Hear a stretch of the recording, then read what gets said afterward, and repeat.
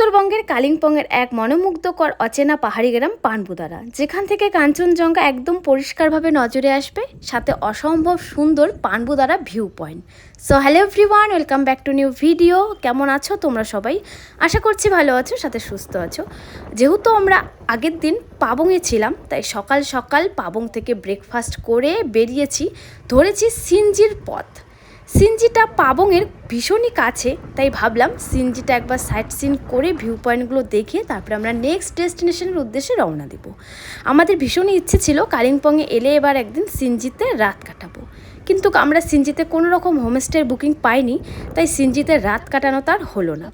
যাই হোক, রাত কাটায়নি তো কি হয়েছে, দুপুরবেলা ভিউগুলো তো অবশ্যই দেখতে পারবো, সাথে সাইট সিনটাও তো করতে পারবো। যেই কথা সেই কাজ, চলে গেলাম সিনজিতে। অসম্ভব সুন্দর এই ছোট্ট গ্রামটা, হাতে গোনা কয়েকটা হোমস্টে তো, তাই বুকিংটা পাওয়ার একটু চাপেরই হয়ে যায়। ভীষণ ভালো লাগছিল, আর সাথে দিচ্ছিল অসম্ভব সুন্দর একটা মিষ্টি হাওয়া, যা একদম শরীরটা শীতল করে দিয়ে যাচ্ছিল। সিনজি ঘুরে এখন আমরা ধরবো পানবুদারার পথ। সবার প্রথমেই যাব পানবুদারা ভিউ পয়েন্টে, তারপরে যাব আমরা আমাদের হোমস্টেতে। তো চলো সবার প্রথমে একবার পানবুদারা ভিউ পয়েন্টটা ঘুরে আসি। অসম্ভব সুন্দর রাস্তা ছিল, কোনো রকম ভাঙা ছিল না। এবারের ট্যুরটা আমাদের ভীষণ ভালো ছিল, কারণ আমরা ভাঙা রাস্তা পাইনি। প্রতি বছর তো ভাঙা রাস্তা আমাদের কপালে থাকে, তবে এবার সেরকমভাবে পাইনি। তো ভিউ পয়েন্টের সামনেই ছিল এই ভোলেনাথ। দেখো, ভোলেনাথ কিন্তু সবার উপরে উঠে বসে আছে, আর সবার কীর্তিকলাপগুলো দেখছে, কে কী করছে না করছে। যাই হোক, একদম মেঘটা কালো হয়ে এসেছিলো, মনে হচ্ছিল তখনই বৃষ্টিটা পড়বে। এত যে মেঘের কেন রাগ উঠেছে সেটা বুঝতে পারলাম না। চলো যাই, মেঘদের সঙ্গে একটু কথা বলি, কেন এত রাগ করেছে, এত ঘুটঘুটে হয়ে আসার কারণটা কি। তো যাই হোক, আসার পরে দেখলাম ভালোই ভিড় আছে। কালিম্পংয়ে যারা ঘুরতে আসে সবাই পানবুদারা ভিউ পয়েন্টটা এসে ঘুরে যায়, কারণ ভীষণই সুন্দর দেখতে, যে আসতে তো হবেই। আর পানবুদারাতে ভিউ পয়েন্টে ঢোকার জন্য মাত্র 20 টাকা করে টিকিট নেয়। দেখো চারিপাশের ভিউটা অসম্ভব সুন্দর, আর ওই যে দূরে তিস্তা নদী দেখা যাচ্ছে, দেখতে পাচ্ছ? এখান থেকে কিন্তু একদম পরিষ্কারভাবে সেবকের ব্রিজটাও দেখা যাচ্ছিল। ওই যে দাঁড়াও, তোমাদেরকে একটু আমি জুম করেই দেখাই। দেখতে পাচ্ছ ব্রিজটা যে দেখা যাচ্ছে? আর মোবাইলে কতটা কি দেখা যাচ্ছে বুঝতে পারছি না, তবে নিজের চোখে দেখার পরে আলাদাই একটা ফিল হচ্ছিল।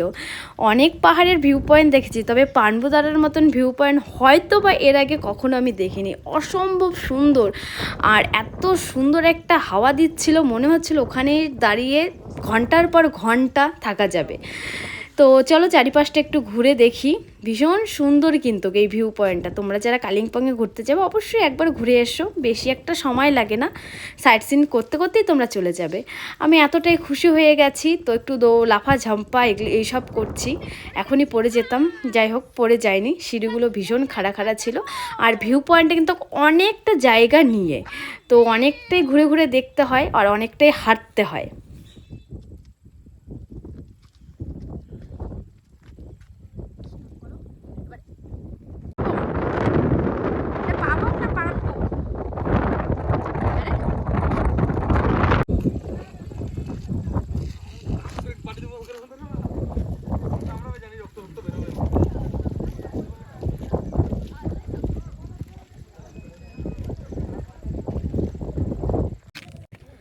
চলো, অনেক তো ঘোরা হলো ভিউ পয়েন্টটা, এখন আমরা হোমস্টের দিকে রওনা দেই।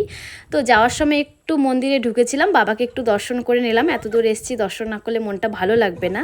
তো আজকের রাতের ঠিকানা আমাদের এই হোমস্টে। এই হোমস্টে থেকে পানবুদারা হেঁটে গেলে 2 মিনিট লাগে, এতটাই সামনে। আমাদের হোমস্টেটা একদম ভিউ পয়েন্টের কাছে ছিল। তো চলো একটু রুমটা ঘুরিয়ে দেখাই। এই হচ্ছে রুম, এখানে 2টো বেড আছে, 4 জন 6 জন। তোমরা 6 জন থাকাটা একটু চাপের হয়ে যাবে, কারণ বেডগুলো একদম ছোট ছোট, 2 জন করে 4 জন থাকতে পারবে। বেশ সুন্দর পরিষ্কার, বাথরুমটাও পরিষ্কার।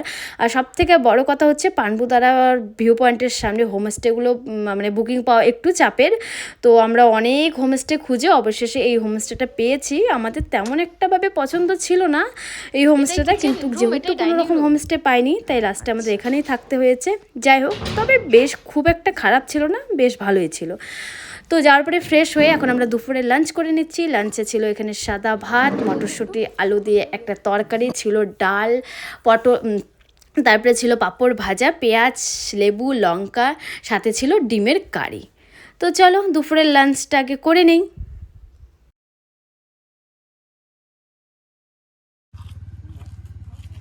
দুপুরে লাঞ্চ করে কিছুক্ষণ রেস্ট করে এখন আমরা আবার ঘুরতে বেরিয়েছি। এখন আমরা আছি মঞ্জুশ্রী হোমস্টেতে, পানবুদারার মধ্যে সব থেকে পপুলার এই হোমস্টেটা। কিন্তু এই হোমস্টেতে বুকিং পাওয়া কিন্তু ভীষণ চাপে। আমি অনেক দিনই ফোন করেছিলাম, কিন্তু ওনাদের ডেটের সাথে আমাদের ডেটগুলো মিলছিলই না, তাই এখানে আর বুকিং পাওয়াটা হয়নি। যাই হোক, বুকিং পাইনি তো কি হয়েছে, অন্য হোমস্টেতে থেকেও কিন্তু এই হোমস্টেতে ঢুকতে দিয়েছে, চারিপাশটা ঘুরতে দিয়েছে।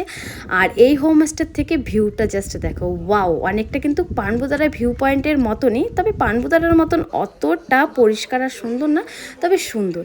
সেখান থেকে ঘুরে এখন আবার চলে এলাম আমরা হোমস্টেতে। আর এই হচ্ছে আমাদের রাতের হোমস্টে, একদম ঘুটঘুটে অন্ধকারের মধ্যে দুটো বাল্ব চলছে। অনার হয়তো এরকমই হোমস্টেটা পছন্দ করে, আমাদের তো কিছু করণীয় নেই।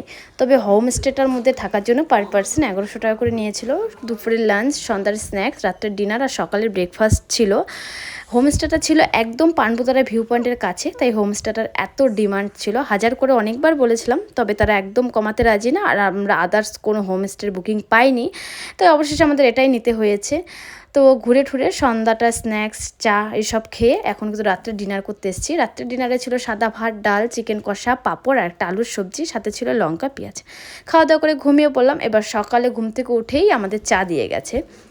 চা খেয়ে ব্রেকফাস্টে ছিল লুচি আর আলুর তরকারি, সাথে ছিল পেঁয়াজ আর লঙ্কা। যাই হোক, খাওয়া দাওয়া করে এখন আমি একটু ওই হোমস্টের ছাদে এসেছি। ছাদের থেকে ভিউটা দেখো, জাস্ট ওয়াও! ওই যে পানবুদারার ভিউটাও কিন্তু দেখা যাচ্ছে। ওই প্রথমেই বললাম না, পানবুদারা ভিউ পয়েন্টের একদম কাছে হোমস্টেটা। সত্যিই তাই, ছাদে এলে কিন্তু পুরো পানবুদারাতে যেমন ভিউটা দেখা যায় সেম একইভাবে দেখা যায়। আর এই সাইডটাতে কিন্তু কাঞ্চনজঙ্ঘা থাকে, তবে তো মানে মেঘ ছিল, তো কাঞ্চনজঙ্ঘা দেখার কোনো রকম চান্সই ছিল না। আর এই হচ্ছে হোমস্টেটা, তোমাদের চারিপাশটা আরেকবার একটু ঘুরিয়ে দেখাই।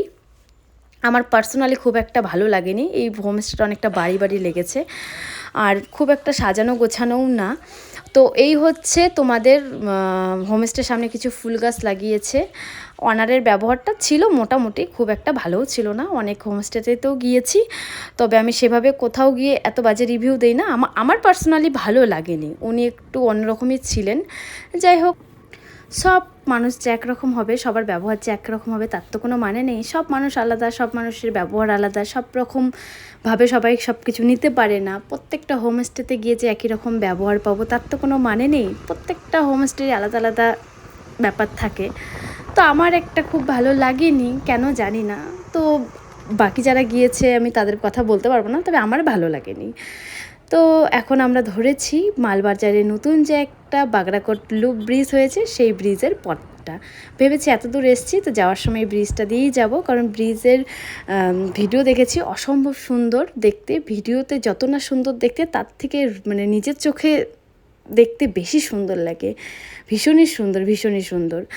তো ভিডিওটা কেমন লাগলো অবশ্যই কমেন্ট বক্সে কমেন্ট করে জানিও। ভালো লাগলে লাইক কমেন্ট করতে ভুলো না। তোমরা যারা আমার আগের পাবংয়ের ভিডিওটা দেখোনি, তারা দেরি না করে ঝটপট গিয়ে ভিডিওটা দেখে এসো।